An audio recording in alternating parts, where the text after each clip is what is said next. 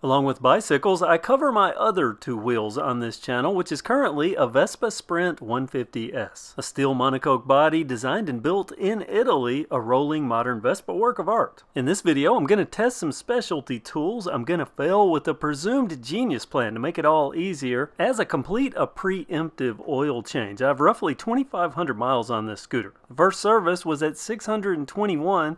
They changed the oil there. It isn't due again until 6,200, so why do it sooner? Well, going by the book, the gear oil wasn't supposed to be changed until 6,200, and I'm glad I did it early. Vespa mechanics don't wait that long on their personal scooters, and in conversations, the general consensus is change the engine oil at about 3,000. So that's what we're going to go for, plus I'm going to be doing a Wix oil analysis with this oil. Before I do anything, I need to warm the engine oil up. That's easy. Just get out and ride the scooter. I come back with it nice and toasty. Those are the sounds of a hot engine slowly cooling. I also like to prepare my work surface. I'm doing this in the bike barn, and I don't want oil on my floors, which is a little comical as you'll see. Cardboard, my first layer of protection. A Metro Bicycle's H1 bike box, or half of one. It was a perfect fit. Secondary protection, oil-resistant mats. I have one that I'm using. I could have used about 6 by the time all this is done. I'm going to link to all the items that I used down in the description, might even tag some in your video. And obviously, along with the mats and the coverage, I'm going to need an oil drain pan. These are made for motorcycles. Scooter West sells these, but I was able to find them cheaper online. You can see it's a more shallow pan. It also tapers, and that makes it kind of a good fit, or at least a better fit,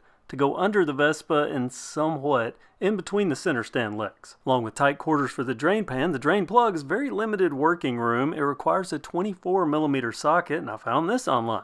A shallow 24mm. It's about half the depth of a standard 24. And I'll need that shallowness because I'm going to be using an adapter. I have a 1/4 inch torque wrench that I'm going to be using to torque things, so I need to adapt up from 1/4 to 3/8. Needle nose pliers for grabbing the mesh strainer I'll encounter. Nitrile gloves because oil is toxic. Grease monkey, I've fallen back into love with these. And because the exhaust, at least starting out, is going to be hot, right here at the header where we're working, I am using some gloves I picked up from Harbor Freight. I'll need some factory parts to get this done, and another specialty tool for parts, a genuine Piaggio oil filter. A spare oil strainer just in case, but I won't need it. A replacement O-ring for the drain plug. Some people reuse these. The manual says replace. That's what I'm going to do. The 2 crush washers, spares for a future gear oil change. Another specialty tool, this one from Scooter West, a Vespa oil filter wrench. Again, this is tight quarters, so it seems like a good idea. I'll give it a try too. And that's it, other than the oil and the funnel, which we'll see in a few minutes. First, we have to get past the me hurdle, where I make things twice as difficult trying to outthink something I've done many times. I found this extra thick, extra wide aluminum foil, and I thought, you know what? I can take this, since it's moldable, and actually line the pan, so not only do I protect my new drain pan so I don't have to clean it after every use, and because this is so thick, I can use it to form sort of a funnel itself, or at least deflection chutes, to catch the oil and put it directly where I want to. And once I'm done, I fold everything back in, lift up, and I have oil to transfer into another container with a clean oil pan.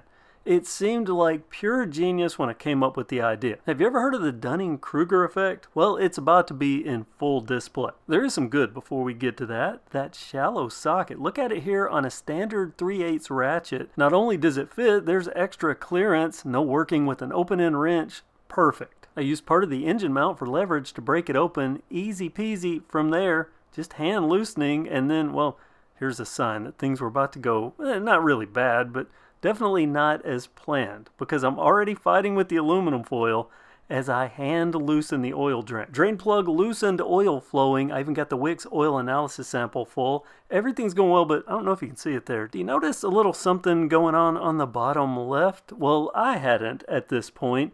Once I did notice it, it was almost too late. Some oil was making it into the drain pan, some was making it behind the foil into the drain pan, and some literally behind the foil and behind the drain pan. And it was probably about here that I realized something was going wrong, and I'm in panic mode. I'm grabbing anything that I can, trying to readjust as I watch a tsunami of oil working its way through the cardboard towards my virgin concrete floors. We'll see if my containment was successful in a few minutes. For now, I need to get back to working.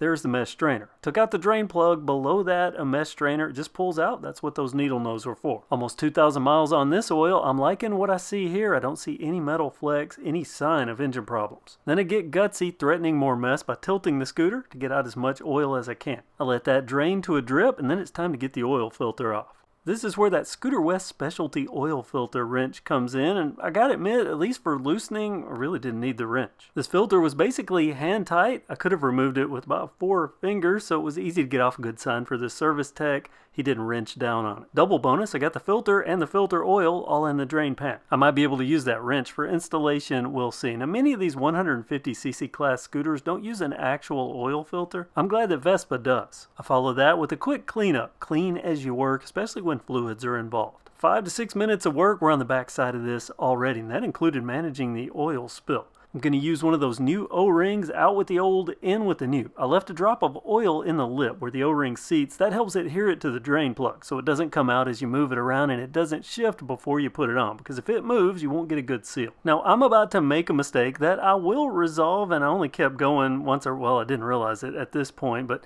you might have noticed that I pulled out a strainer and I didn't put the strainer back in. Note that the strainer does need to be under there. It's very critical. Fortunately, I realized it as soon as I got to the next step. The oil filter, it was laying right beside it. But I was already filming, so I decided to go ahead and put the filter on before I put the strainer back in. Always oil that gasket before you put a filter on. If this goes 6,000 or so miles, it can be very difficult to get off without that lubricated. And I want to be as nice to the service tech at the 6,000 mile service as he was to me when he did the 600 mile. Nice and easy with the filter, making sure the threads are aligned. The thing that is going on is part of the engine. I don't know how in-depth replacing that threaded shaft would be, and I don't want to find out. Hand tighten, and then I did use that specialty wrench for another quarter turn to get things seated nicely. A little wiggling to get it off, but at least the exhaust was cool by this point. Then I go back to that strainer. Again, in a normal setting, it would have went in before the drain plug went on the first time, and I would have stopped the second I realized that it wasn't in there, but I'm filming. I have a flow to record here, so